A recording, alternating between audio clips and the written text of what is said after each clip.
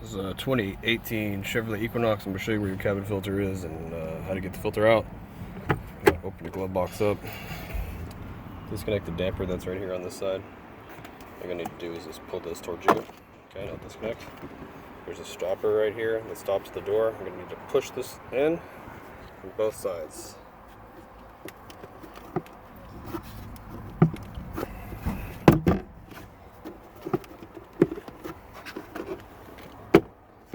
Okay, whoop.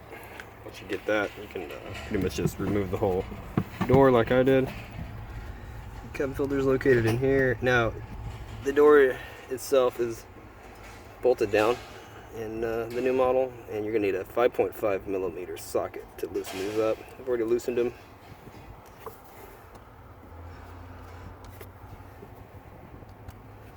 And then you just push this tab right here. Push this one here. The door flips up. There's your filter. You can pull it right out. Okay, this one's pretty much brand new. Just notate the flow when you get your new one, and just stick your new one right in. If you need one, there'll be a link down in the description box for the new one. And that's it. Have a good day.